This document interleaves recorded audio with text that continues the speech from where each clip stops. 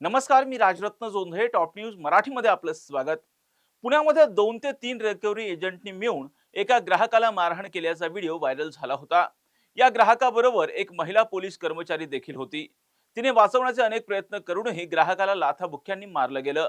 याचा video viral झाल्यानंतर recovery एजंटवर टीकेची झोड उठली.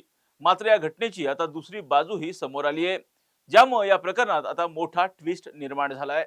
संदीप जामदार असं या प्रकरणात मारहाण झालेल्या तरुणाचं नाव आहे.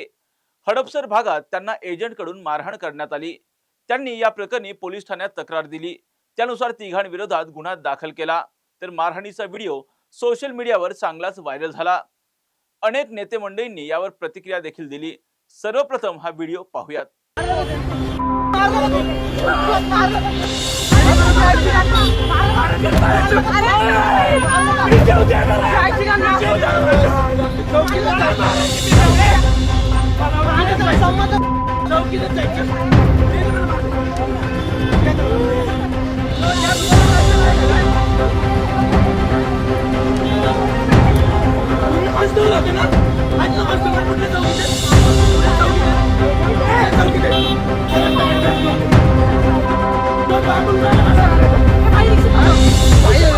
या व्हिडिओची दुसरी बाजू देखील असेल याचा कुणीही विचार केला नसेल.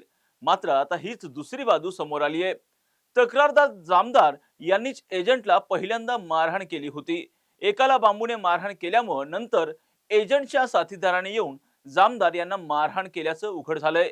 याच प्रकरणाचा पहिला व्हिडिओ म्हणजेच सीसीटीव्ही फुटेज देखील आता समोर आलंय.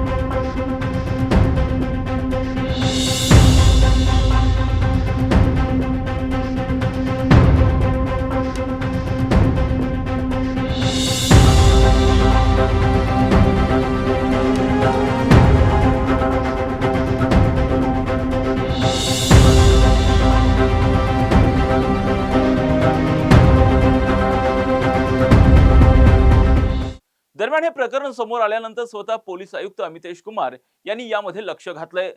पुण्यातील सर्व बँका आणि त्यांचे रिकव्हरी एजंट यांची माहिती काढली जाणार आहे. भविष्यात असे प्रकार घडू नयेत यासाठी पोलिसांकडूनही प्रयत्न केले जाणार आहेत. मात्र तक्रारदारानेच आधी मारहाण केल्यामुळे या प्रकरणाला आता नवीन बळण लागलंय. अशाच महत्त्वपूर्ण बातम्यांसाठी पाहत राहा टॉप न्यूज मराठी. आपला महाराष्ट्र, आपली बातमी. तुमची car, electric panel, data server आगीपासून सुरक्षित आहे का?